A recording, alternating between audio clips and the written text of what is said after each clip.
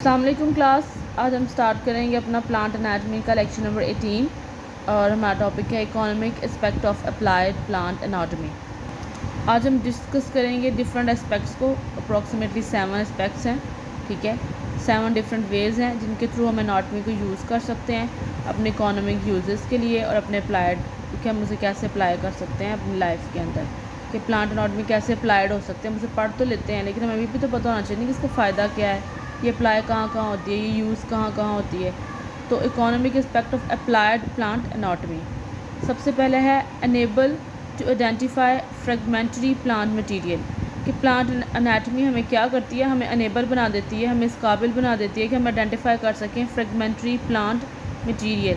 Fragmentary plant material होते हैं जिस तरह के ऐसे प्लांट मटेरियल जिनसे हम उस प्लांट को आइडेंटिफाई कर सकते हैं, जैसे कि हम फ्लावर, फ्रूट और इससे हम आइडेंटिफाई करते हैं ना।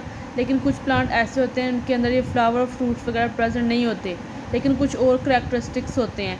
जैसे कि कैक्टस को हम देखते हैं कि कैक्टस के ऊपर कोई प्रोमिनेंट फ्लावर या प्रोमिनेंट लीव्स नहीं होते, तो हम उसे कैसे करते हैं कि उसके ऊपर कांटे होते हैं, उसकी स्किन के ऊपर सकीलेंट स्टेम होती है, तो इस तरह हम उसे आइडेंटिफाई करते हैं। तो जो फ्रेगमेंटरी प्लांट मटेरियल वो प्लांट मटेरियल होता है जो किसी प्लांट का स्पेसिफिक मटेरियल होता है, ठीक है, जिसकी वजह से हम उस प्लांट को आइडेंटिफाई कर सकते हैं, उसको टेक्सोनोमी के रैंक्स के अंदर ऐड करा सकते हैं। और मैं आपको कह रही हूँ कि कुछ प्लांट्स होते हैं उनके फ्लावर, फ्रूट्स वगैरह एब्सेंट होते हैं, कुछ और उनकी पार्ट्स को हम यूटिलाइज करके तो उन्हें हम क्या करते हैं, आइडेंटिफाई करते हैं। Enables to identify fragmentary plant material when flower, fruits absent, trichome anatomy, wood anatomy, leaf anatomy, leaf epidermis and cuticle provide valuable character differentiating species।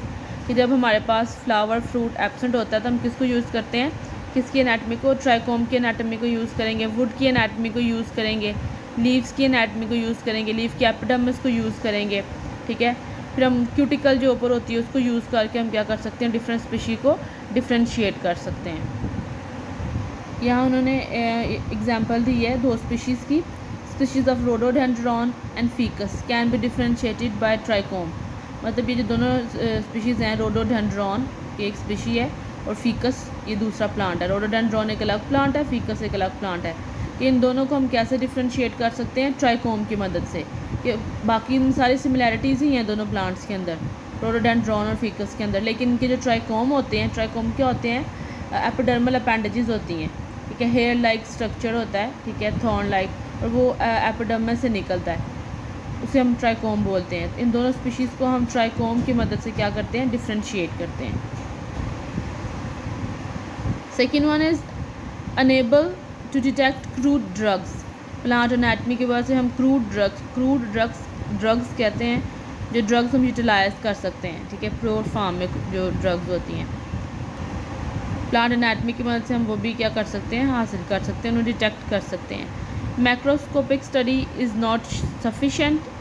मतलब कि मैक्रोस्कोपिक स्टडी होती है मॉर्फोलॉजी, जिसमें हम ऊपर से प्लांट को देखते हैं, लीफ के बारे में बताते हैं, उसके फ्लावर के बारे में कि लीफ इसका ग्रीन है, इसका लैमिना किस तरह का है, लीफलेट्स हैं या नहीं हैं, या फ्लावर के बारे में बताएंगे कि इसका कलर क्या है, इसके ऊपर स्टेमन्स हैं, स्टिग्मा है, लेकिन हम उसकी एनाटमी नहीं बता सकते ना मैक्रोस्कोपिक स्टडी से।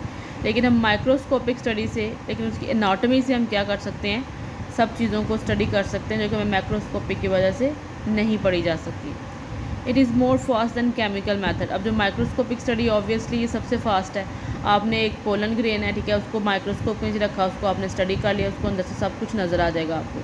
लेकिन अगर आप मैक्रोस्कोपिकली उसको देखेंगे तो वो आपको सिर्फ एक ग्रेन ही नज़र आएगा।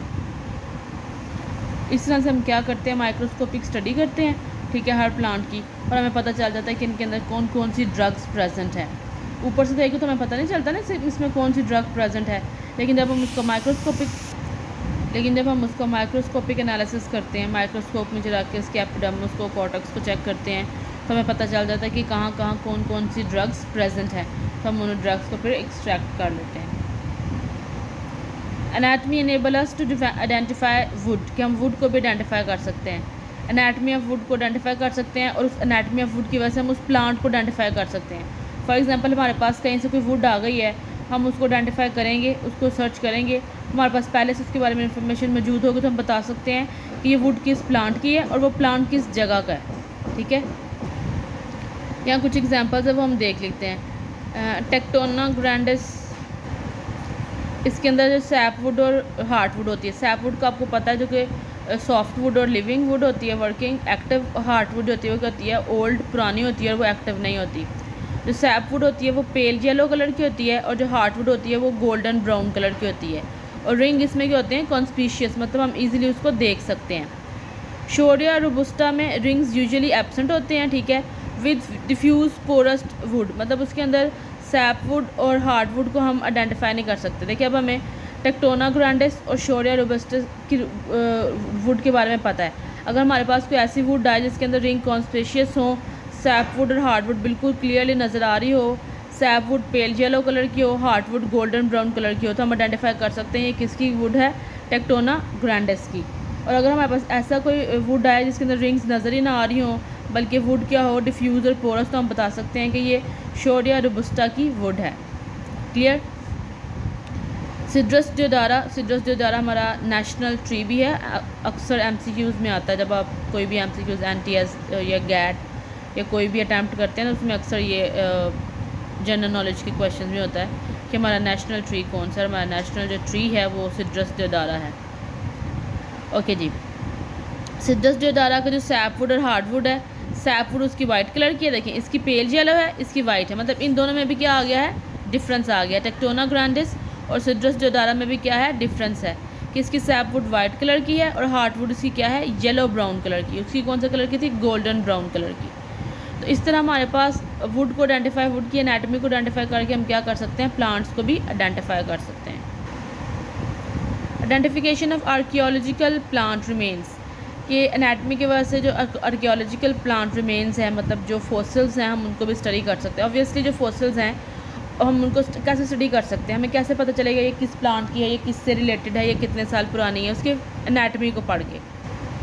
ओके जी, wood anatomy of present day plant provides character to identify fragmentary wood, कि जो प्रेजेंट डे की वुड है वो अगर हम उसके बारे में इंफॉर्मेशन कलेक्ट कर लेते हैं तो हमें क्या प्रोवाइड करती है, फ्रेगमेंट्री वुड। फ्रेगमेंट्री वुड का मतलब होता है कि ऐसे क्लूज़ प्रोवाइड करेगी हमें वुड के बारे में जिसकी वजह से हम वुड को क्या कर सकते हैं, आइडेंटिफाई कर सकते हैं। ठीक है, फ्रेगमेंट्री मटेरियल हमने पहले पढ़ लिया कि वो होता है जिसकी वजह से हम क्या कर सकते हैं, आइडेंटिफिकेशन के लिए यूटिलाइज होता है जो। तो wood anatomy of present plant provide character to identify fragmentary wood, कि जो पहली वुड है, पुरानी वुड है, कहीं पे आर्कियोलॉजिकल साइट्स के ऊपर पड़ी हुई, हम वहाँ पे क्या कर सकते हैं, आइडेंटिफाई कर सकते हैं उसको, किस वजह से, एनाटमी की वजह से। एग्जांपल देखते हैं, burnt would charcoal collected from site of excavation, मतलब कोई ऐसी जगह है या जहाँ पे अर्थक्वेक आ गया या फॉरेस्ट फायर लग गई या वैसे कोई प्रॉब्लम हो गई, वो सारी जगह बर्न होगी, वुड बर्न होगी, वहाँ की सारी चारकोल में कन्वर्ट होगी। लेकिन हम आइडेंटिफाई करना चाहते हैं कि कौन कौन सा जो दरख्त था वहाँ पे वो ज़ाया हो गया, यूटिलाइज़ हो गया, अब कौन कौन सा हमारी रैंकिंग में वो नहीं है।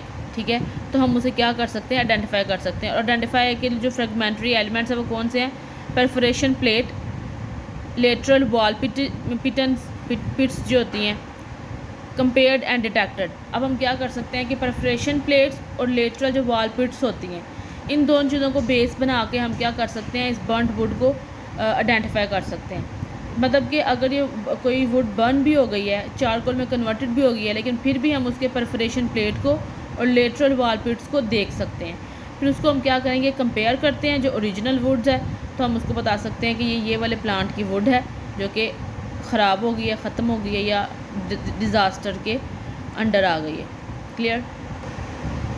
फिफ्थ वन इज़ के applied aspects of meristem culture, कि मेरिस्टेमेटिक जो टिश्यूज़ हैं वो उसे हम कैसे यूटिलाइज़ कर सकते हैं, उसे हम टिश्यू कल्चरिंग में यूटिलाइज़ कर सकते हैं, डिफरेंट तरीके से यूटिलाइज़ कर सकते हैं मेरिस्टेमेटिक सेल्स को। आपको पता है 3 तरह के मेरिस्टेमेटिक सेल्स होते हैं, एपिकल मेरिस्टेम, इंटरसेलुलरी मेरिस्टेम और लेटरल मेरिस्टेम। एपिकल मेरिस्टेम को हम किसके लिए यूज़ कर सकते हैं, प्रिपेयरिंग कल्चर बनाने के लिए हम एपिकल मेरिस्टेम को यूज़ कर सकते हैं। इंटरसेलुलरी को कैसे यूज़ कर सकते हैं, propagation of plant. Propagation of plant क्या होता है, भी वेजिटेटिव रिप्रोडक्शन होती है कि एक प्लांट से दूसरे प्लांट को बनाना, फिर दूसरे से तीसरे को, इसे हम क्या कहते हैं, वेजिटेटिव प्रोपोगेशन। तो वो किसकी वजह से होती है, इंटरसेलुलरी मेरिस्टेम की वजह से।